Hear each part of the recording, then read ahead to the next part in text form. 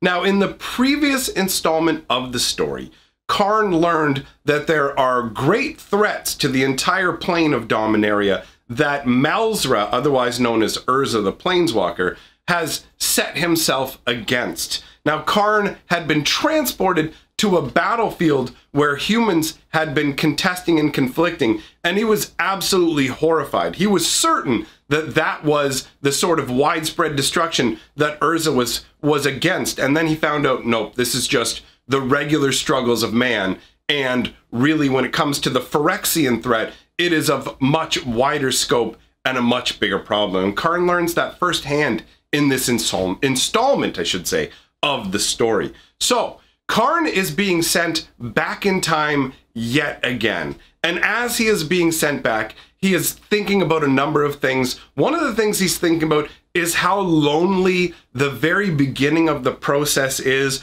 when the entire world kind of stops and freezes before it reverses. That's the loneliest moment of Karn's existence. Once time starts flowing backwards, he's contemplating the fact that he has been designed as a gigantic silver golem to travel way further back in time than their current experiments are allowing for. And if it's successful, much like he sees himself being unmade, because when they've gone back in time before, he actually witnessed the process of his construction, but in reverse. So he watched himself get deconstructed. And he thought about, as he's going back in time here, how the same sort of thing may happen with Master Malzra for him, where he'll kind of see all the different things that came together to make Malzra what he is. Because underneath it all, Malzra is actually Urza, pretty much the most powerful planeswalker who's ever existed. And he has set up an entire academy on the Isle of Tolaria in an attempt to thwart the Phyrexians. That's the entire purpose. So that's why these sort of temporal experiments are taking place. Now, they've managed to, as we talked about in a previous installment, they've managed to get the ability to teleport Karn to different locations in the world with a relative degree of accuracy, to the point where they can even pinpoint having him land on the ground instead of starting in the sky and plummeting downwards, which is something he definitely did not enjoy.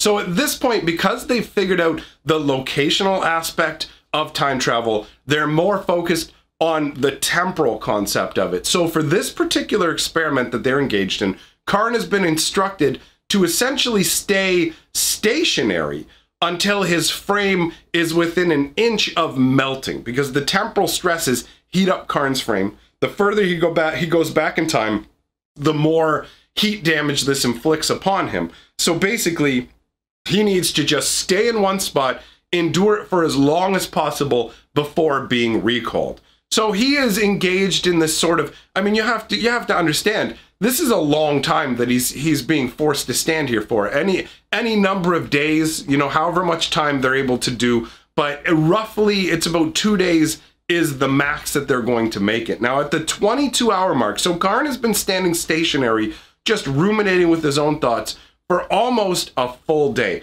And at the 22-hour mark, when it's dark, it's nighttime in the laboratory that he's in, he notices that there's movement. Somebody appears.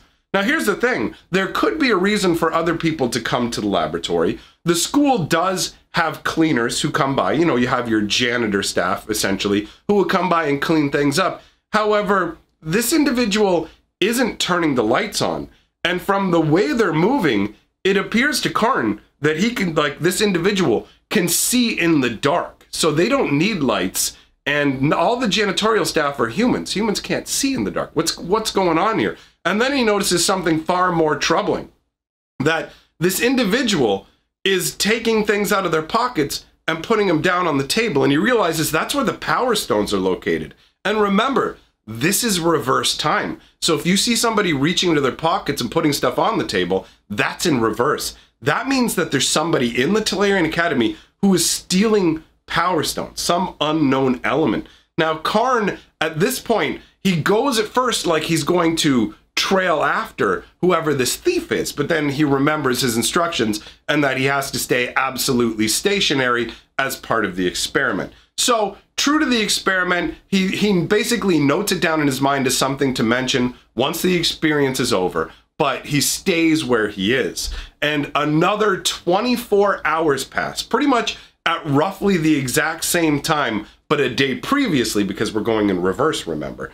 So 46 hours backwards in time is where Karn sees this thief return. And as he studies the thief, he's able to actually figure it out. He's like, wait a minute, this is Carrick. This is the individual, if you remember from previous stories, this is the individual who had been washed up on the shores of Tolaria, who Joyra had rescued and was keeping secret in a hideaway because Malzra had a policy on the Isle of Tolaria that any intruders get destroyed. No questions asked. If you're not supposed to be there, that is the end of your existence. So Joyra had hidden this individual Carrick because he's a strong, sturdy man, and Joyra was down with that, right? So basically, he's hidden off on the island. But at this point, what's happened is Joyra has actually snuck Carrick into the academy. So Karn already knew about this. Karn was aware that Joyra had snuck Carrick into the facility, but Joyra is Karn's best friend. She means very, very much to him, and he would do a lot to protect her. So from his perspective, he considered Carrick to be like a harmless indulgence for Joyra to enjoy, and he didn't want, he never brought Carrick's existence up to Baron, who is the head mage of Tolaria, or to Malzra, who's obviously the overlord of the entire Isle of Tolaria. So they had no idea that Carrick exists, but here he is. He is literally in here stealing this stuff. He's stealing plans. He's stealing power, he's stealing power stones. But why was he stealing them? And for who? Like, he's just a castaway on the island. What's going on here? So at this point, Karn's frame is pretty hot, but he's not at the point of melting. But he feels like, because this is Carrick and he's in the academy and knows who he is, doesn't know what's going on, he decides that he's going to disobey his orders and he's going to step outside of the temporal magic. And as soon as he does that, it starts to phase him back in with reality. We talked about that in previous episodes, where he essentially hid underwater for a while the one time when he was phasing back in with reality, because you don't want people to see him, because these temporal experiments are secret for numerous reasons, one of which is to keep the information from Phyrexia. So basically, Karn decides he is going to tail Carrick.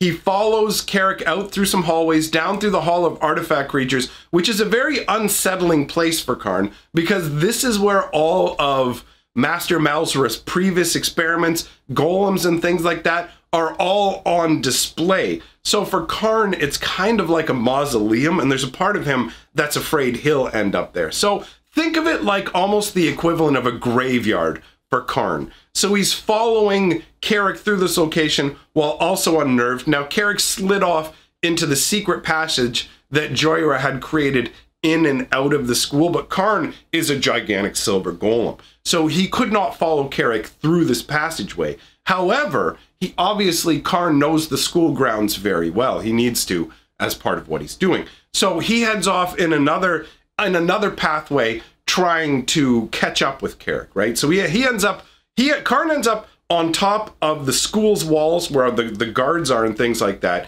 He ends up there, and he sees Carrick basically slipping off into the dense woods that are around, the dense jungle that exists around the Tolarian Academy. So Karn leaps down off of the wall. Now the noise of him leaping off the wall actually echoes out into reality. So the guards hear the noise and are all looking around, but they can't see Karn because he's not fully in phase with reality. So Karn is kind of barreling through the forest, trying to catch up with Carrick and figure out what's going on. And all of a sudden he stops because he can spot ahead of him Carrick. But Carrick isn't alone. There's two others with him. Now Karn's not able to make out who these people are at all, but he is able to hear what's being said. And Carrick says to the others that the passage, he's explaining the secret passage into the Tolarian Academy. And he says, the passage is ready. Bring the full complement of negators, otherwise known as Phyrexian negators. Now, Karn doesn't know what negators mean, but we do, right? So these are Phyrexian negators that are being spoken of. So he says, bring a full complement of negators. The path will be open. The guards will be disposed of. Now, at that moment, right after hearing that very stunning revelation that some sort of invasion is literally set up to descend upon the Tolarian Academy, that's when the temporal magic pulls Karn all the way back to the present, right? And he's standing there steaming with hot waves of like energy coming up off of him. The time machine has actually cracked from the stress of it as well. And at this point, Karn steps forward. Now, this is against protocol. Baron even says, whoa, whoa, whoa, stay back, stay back. There are contamination issues if you don't stay here for a certain amount of time. But Karn's having none of it, obviously. So he basically goes, look, there's an invasion going on. So Karn steps forward and says, there's an invasion. At the same time, Baron says, stay back. But Malzra just basically talks over him and says, oh, invasion? Who? Karn says negators. And obviously that, boom, 100%, Malzra goes into like overload mode. Like, sorry, what did you just say? Phyrexia negators? Where? Who? Give me this information. Like, lay it all out. So Karn is rapidly trying to explain everything. Now, at this point, Karn has to make the unenviable choice of betraying Joyra's secrets, right? As I mentioned before, Joyra's his biggest friend. He knows all about this stowaway Carrick, this whole thing. So he explains to Urza about Carrick that he's been stealing the Power Stones. He explains that Carrick is a castaway that Joyra has saved and actually has a bunch of books and plans from the Tolarian Academy that Joyra had been bringing out to him. Because originally Carrick lied to Joyra and told her that what he wanted to do was study enough of what they do at the Tolarian Academy that he would be knowledgeable enough that at that point he would be able to go to Master Malzra and beg entry into the Tolarian Academy. But really underneath it all, what he wanted was the plans to things like Karn. He wanted like books about magical artifacts, anything that they could use in their attempt to invade Tolaria is what Carrick was secretly after. So basically, at this point, Urza sorted it out and goes, he's freaking out. You know what I mean? This is why he has the, tell me about any intruders, we have to destroy them right away. This is the exact scenario he was terrified of. Because the whole reason for all the temporal experiments is so that he can go back in time and unmake Phyrexia. That's the plan, right? So now you have Phyrexians who are here, who are literally either going to be able to ruin his concepts or steal his ideas and turn them to their own uses. Because Phyrexia is all about artifacts and magic and gaining power and corruption, right? So Urza basically surmises that what must have happened is Carrick washed up on the island, but nearby they have either a large boat or a separate island where a Phyrexian ambulator was set up. And those are essentially like murky, dark pools that act as portals. You unroll them and anchor them in both realities, and it allows Phyrexians to leave Phyrexia and enter into whatever plane of existence that the ambulator has been set up in. So this is either located on a boat somewhere or an island nearby, and a whole bunch of negators have been brought over from Phyrexia. Now, negators are gigantic, hulking beasts. I mean, if you take the stats of regular magic cards, a human being's about a 1/1. Negators are like 5/5, right? So we're talking about something far more destructive and powerful than even the biggest creatures on Earth. Elephants, things like that would be nothing compared to this, right? And there's a whole complement of these coming. Now, Baron asks, when are they going to strike? And Urza says, it's too late. I can already smell them. They're already here. The invasion has begun. Phyrexians are bathed and infused with Phyrexian oil, which has a very particular scent that anybody who's trained in it, or at least, you know, more powerful beings like Malzra, who are familiar with it, can scent it in the air. And Urza had a feeling that like there was some kind of Phyrexian problem in the school already. That's why he went off on Teferi. When we talked about, in one of the previous Teferi videos, we talked about Urza accusing him of being a Phyrexian. And that's because Carrick is a sleeper agent from Phyrexia, but with just the most subtle hint of Phyrexian oil. So it just kind of diffused around in the school. And so Urza could tell there was a Phyrexian presence in the school, but couldn't pinpoint where it was. And he wasn't aware that Joyra had snuck Carrick into the school. So At this point, the invasion has already started, according to Earth. They're already here. Now, Karn doesn't need to hear anything else. In fact, he's not even listening at this point. All he can hear in his mind is Joyra. Like, his brain is screaming, Joyra, I have to get to Joyra. So Karn, with his still huge hulking, like, his frame is still superheated, right? He hasn't cooled down or anything. And he just goes slamming out the door, moving as fast. I mean, Karn isn't a super fast being, but he's hustling as fast as he can. And it feels like the longest journey ever to Karn. Every moment in a crisis like this stretches to infinity. So Karn is going as fast as he can. He gets to Joyra's room and he pounds on the door and there's no answer and the door is locked. So he leans back and he gives this massive, mighty kick, just splintering the door into just fragments, right? And for a moment, he wishes that he hadn't, because everywhere, everything is just crimson. And he looks around and he spots Joyra, or what's left of Joyra. Half of Joyra is left, and it's face down on the floor. Clearly, life has left. Like, there is no sign of life. Half of Joyra is missing, splattered all over the room. So Karn is reeling, and he looks down and he sees these bloody footprints, right? Leading over to the wardrobe. And he turns and looks at the wardrobe, and there's a set of metallic, malicious eyes staring out of the wardrobe at him for a moment before this gigantic negator leaps onto him, just leaps on top of him out of the wardrobe. It's like an insectile beast with a distended metal jaw and gigantic spikes, bone spikes coming out of it, all these tubes flowing with oil and stuff, just a magical, mechanical monstrosity that is bent on destruction, all right? So this thing is literally dripping with parts of Joyra.